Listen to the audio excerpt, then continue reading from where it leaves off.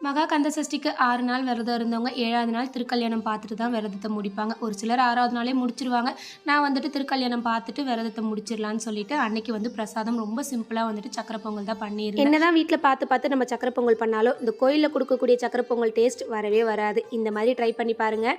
3/4 tumbler ரைஸுக்கு நான் வந்துட்டு 1/4 டம்ளருக்கு கொஞ்சம் கூட பாசிப்பயிறு எடுத்து நல்லா வறுத்து எடுத்துக்கிறேன். 1 டம்ளர் அரிசி பருப்புக்கு நான் வந்து 3.5 டம்ளர் வந்து தண்ணி சேர்த்து நல்லா ஒரு 4-5 விசில் விட்டு எடுத்துட்டு பிஞ்சளவு சால்ட் அது கூடவே 2 ஏலக்காய் நசுக்கி போட்டுட்டு 1 டம்ளர் நல்லா காய்ச்சி ஆற வச்ச பால் வந்து சேர்த்து நல்லா மிக்ஸ் பண்ணி விட்டதுக்கு அப்புறமா 1/2 கிலோ வெல்லம் வந்துட்டு நல்லா காய்ச்சி அதை வந்து வடிகட்டி கொஞ்சம் கொஞ்சமாக சேர்த்து நல்லா இந்த மாதிரி மிக்ஸ் பண்ணி விட்டோம் அப்படின்னா பார்க்க தளதளந்தான் இருக்கும். சூடு ஆற ஆற வந்துட்டு கரெக்டான பதத்துக்கு வந்துடும். வெள்ளத்தை ஜஸ்ட் காய்ச்சி எடுத்தால் போதும், எந்த பதமும் வேண்டாம். நெய் கொஞ்சம் நிறைய சேர்த்து முந்திரி திராட்சை நல்லா வறுத்து கொட்டணும் அப்படின்னா வந்துட்டு ஃபஸ்ட் கிளாஸான சக்கரை பொங்கல் ரெடி.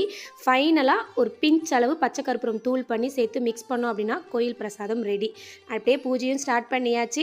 இன்றைக்கி வந்து முருகருக்கு சந்தன அபிஷேகம் மட்டும் பண்ணி அவரை மனையில் அழகாக பூ அலங்காரம் பண்ணி அமர்த்தியாச்சு. இந்த விரதம் ஸ்டார்ட் பண்ண ஒவ்வொருத்தவங்களுக்கும் ஆரம்பிக்கும் போது பல தடைகளும் கஷ்டங்களும் கவலைகளும் நிறைய இருந்திருக்கும். ஆனால் முடிக்கும் போது ஒரு தெளிவு கிடச்சிருக்கும் நம்புகிறேன். அதுதான் ஐயனோட மகிமை. அடுத்தவங்க வாழ்க்கையில் என்ன நடக்குதுன்னு யோசிக்காம நம்ம வாழ்க்கையில் நம்ம என்ன பண்ணிக்கிட்டு இருக்கோம், நம்ம என்ன செய்ய போறோம் அப்படிங்கிறத யோசிச்சு இறைவனை நம்பி நம்மளால யாரும் கஷ்டப்படக்கூடாது. ஈவன் நம்மளோட ஒரு வார்த்தை கூட நம்மளோட ஒரு பார்வை கூட அடுத்தவங்களை கஷ்டப்படுத்திடக்கூடாதுன்ற எண்ணமே நம்மளை அடுத்த கட்டத்துக்கு உயர்வா கொண்டு போகும். அடுத்தவங்களோட கஷ்ட நஷ்டம் சந்தோஷம் உயர்வை நாம எடுத்துக்கவும் முடியாது, அனுபவிக்கவும் முடியாது. அதே மாதிரிதான் நம்மளோடதும். நம்மளோட வாழ்க்கை நம்ம கையில. முழுசா அவரை நம்பி நல்ல எண்ணத்தோட அவரை துதிக்கிற ஒவ்வொருத்தவங்களுக்கும் அவர் எப்பவுமே கூட இருப்பாரு, நல்வழி காட்டுவாரு. உடல்நிலை சரியில்லாத காரணத்தினால கோவிலுக்கு போக முடியல. பை.